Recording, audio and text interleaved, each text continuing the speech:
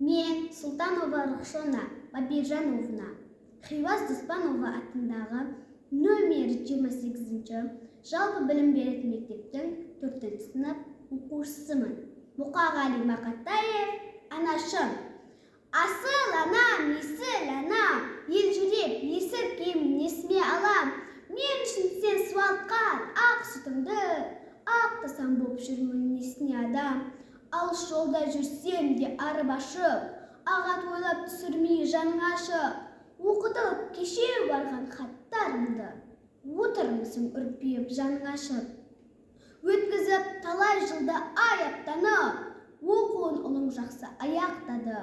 Анашым, білем сені қарсы емессің, кеттім мен тың даланы оятқалы.